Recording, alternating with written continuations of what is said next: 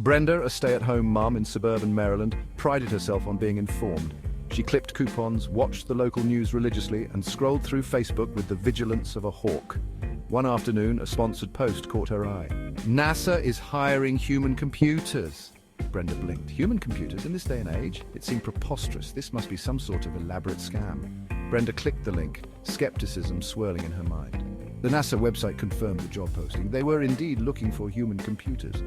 Brenda felt a surge of indignation. Were they serious? Did they think people were so desperate they'd accept jobs as glorified calculators? Images of rows of people hunched over desks, performing tedious calculations, filled her mind. This was an outrage. This was exploitation. She imagined children toiling away, their young minds wasted on rote arithmetic. This was not the future she wanted for her children or anyone's children. How could NASA, an organization dedicated to scientific advancement, stoop so low? Something had to be done. NASA is hiring human computers. They're exploiting people. This is inhumane. Ma'am, I'm not sure I understand. Can you explain what you mean by human computers? They're hiring people to do calculations like machines. It's barbaric. Ma'am, I think there might be a misunderstanding. No, there's no misunderstanding. I saw the job posting myself. They're turning people into robots. Brenda slammed the phone down, fuming. The police wouldn't help. Clearly, they were in on it too. This conspiracy went deeper than she thought. Who else could she call? The mayor, the president? She had to escalate this. She had to reach someone who would listen. The world needed to know what NASA was doing. Brenda paced back and forth, her mind racing. She felt a surge of adrenaline. She had to do something drastic. Brenda marched to her garage, a determined glint in her eye. She grabbed her husband's toolbox, rummaging through it until she found what she was looking for, a pair of heavy-duty wire cutters. She knew the local power substation wasn't far from the NASA facility. If she could cut the power, she could disrupt their operations, at least temporarily. It was a risky move, but she was desperate. She drove to the substation, her heart pounding in her chest. The chain-link fence surrounding the facility seemed daunting, but Brenda was not deterred. She climbed over the fence, adrenaline coursing through her veins. She located the main power lines leading to the NASA building and, with a few swift snips, severed the connection. Sparks flew and the hum of electricity died down. Brenda felt a surge of triumph. She had done it. She had taken a stand against this injustice. Now they would have to listen. Brenda hurried back to her car, a sense of satisfaction washing over her. Back home, Brenda's sense of triumph began to wane. She worried that her actions might not be enough. She needed something more powerful, something more dramatic, to truly make an impact. She remembered a dusty old book she had found in her attic, a book filled with arcane rituals and incantations. A desperate idea formed in her mind. She would summon a demon. She cleared a space in her living room, drawing a chalk circle on the floor and lighting candles. She opened the ancient book, her hands trembling.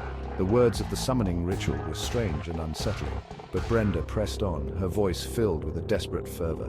The air grew thick with an unnatural energy. The candles flickered wildly. A shadowy figure began to materialize in the center of the circle. Its eyes glowed red, and a malevolent grin spread across its face.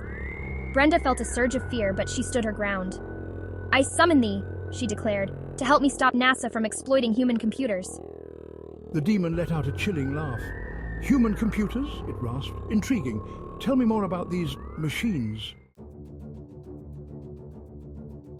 The demon, accompanied by Brenda, materialized within the NASA facility. Alarms blared and security personnel scrambled to respond. The demon, radiating an aura of menace, confronted the first NASA employee it encountered.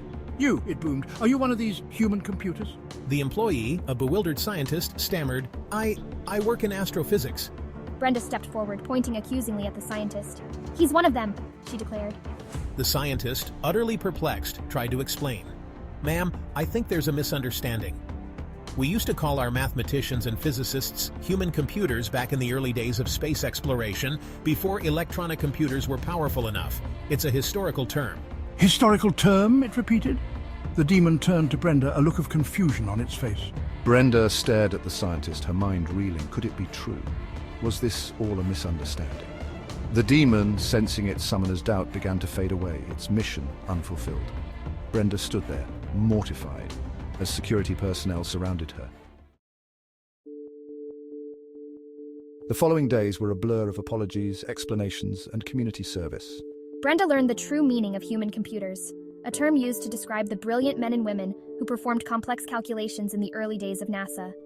She discovered the stories of Katherine Johnson, Dorothy Vaughan, and Mary Jackson, the African-American women whose mathematical prowess was instrumental to the success of the space program.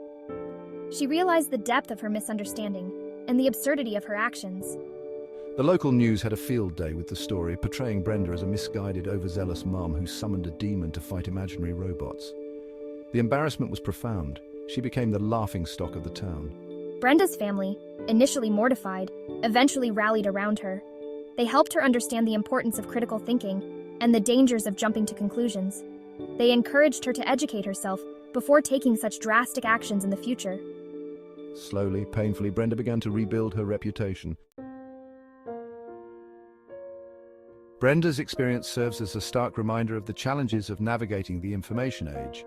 In a world saturated with information, it's easy to fall prey to misinformation and misinterpretations. The story highlights the importance of critical thinking, research, and verifying information before acting on it. It also underscores the power of perspective and the need to understand historical context. Terms and phrases can evolve over time, and it's crucial to be aware of their historical meanings to avoid misinterpretations. Brenda's misadventure with the term human computers serves as a humorous yet poignant example of this. Furthermore, Brenda's story raises questions about the nature of modern anxieties and the ways in which we react to them. In an increasingly complex world, it's easy to feel overwhelmed and powerless. Brenda's actions, though misguided, were driven by a desire to protect others from what she perceived as exploitation. Her story encourages us to examine our own anxieties and find constructive ways to address them.